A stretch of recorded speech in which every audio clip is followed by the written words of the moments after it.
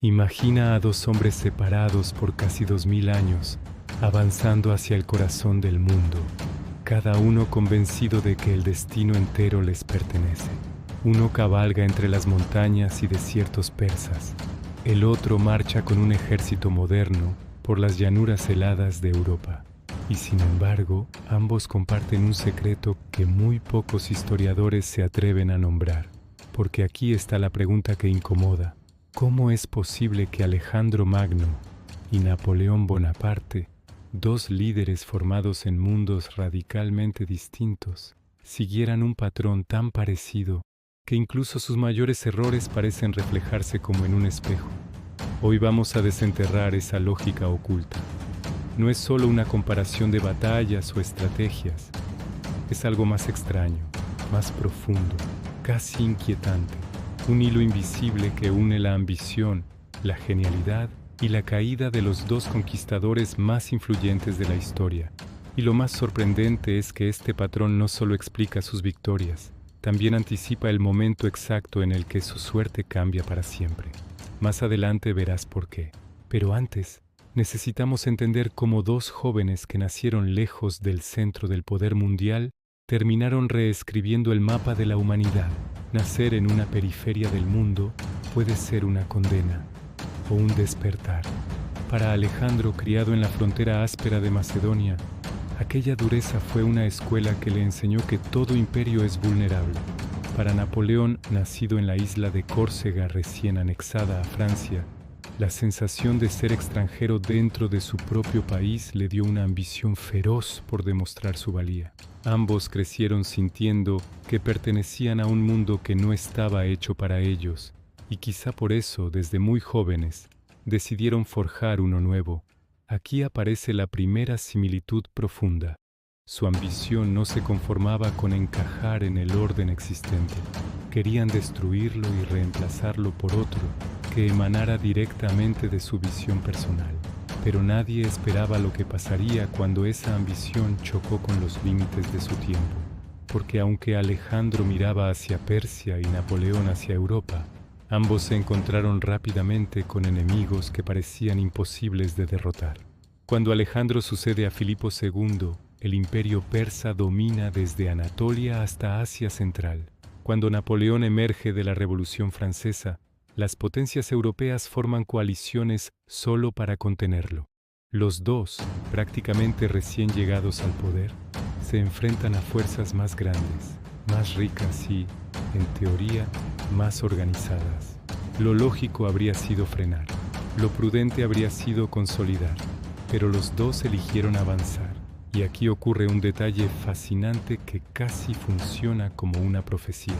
Tanto Alejandro como Napoleón ganan su primera gran campaña con una velocidad que desconcierta a sus contemporáneos.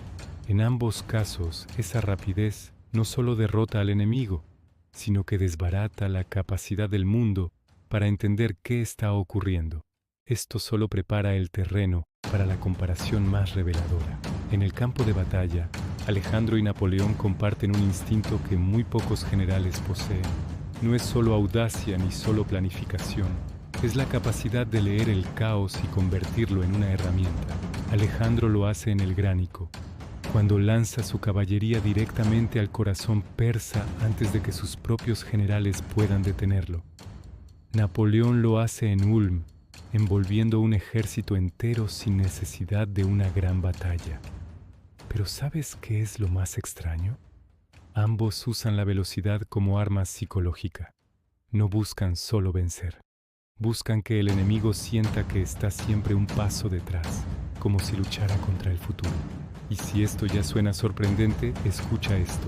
Las dos campañas decisivas de sus vidas, la de Asia para Alejandro y la de 1805 para Napoleón, comparten un patrón casi idéntico.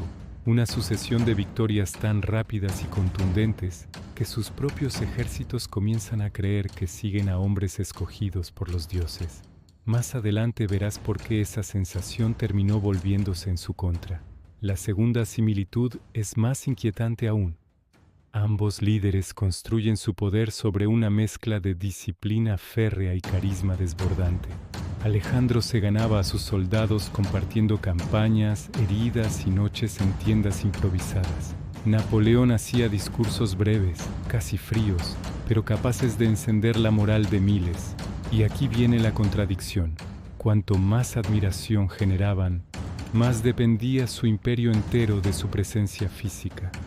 Si Alejandro no estaba en la línea del frente, la cohesión se debilitaba. Si Napoleón no dirigía personalmente, los mariscales se volvían torpes. Es como si sus conquistas funcionaran solo mientras ellos mismos actuaban como el corazón que bombea energía al conjunto. ¿El problema?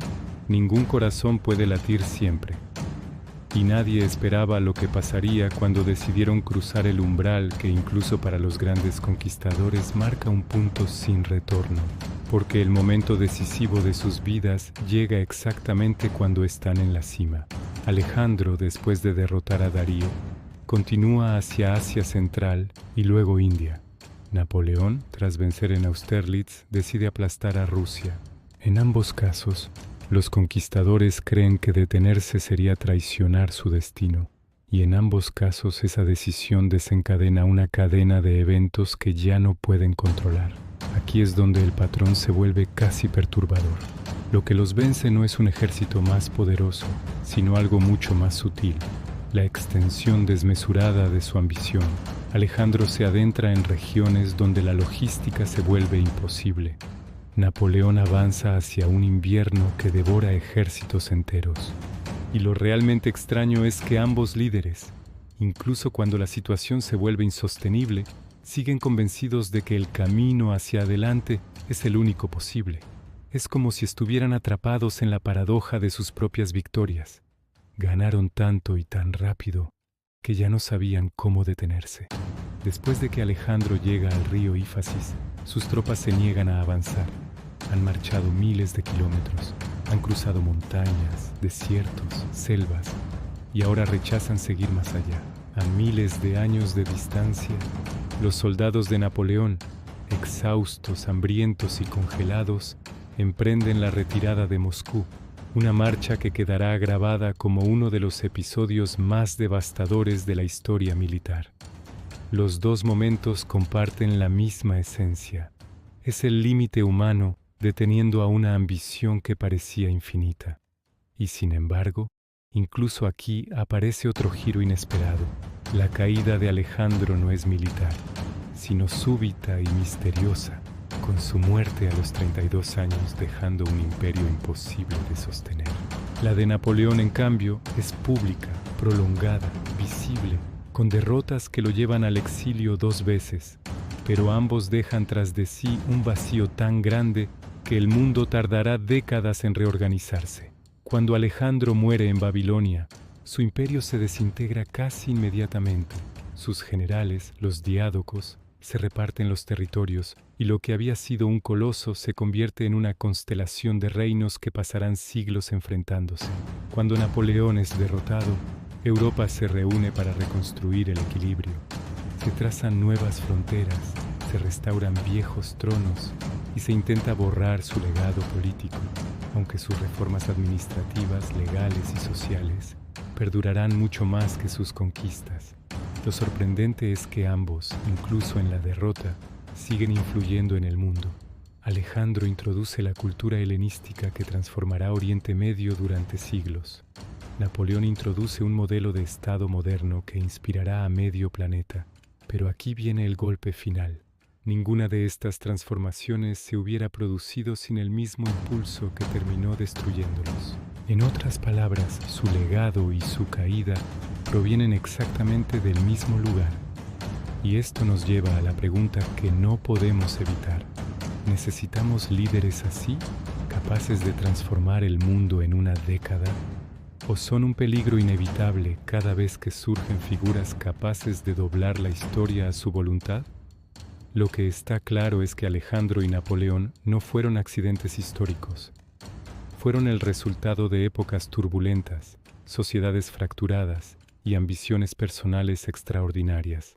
Más adelante, cuando analices cualquier figura de poder en la historia moderna, verás ecos de estos dos gigantes, La idea de que un solo individuo puede reorganizar continentes sigue siendo tentadora y profundamente inquietante, porque la lección final que nos dejan es una paradoja.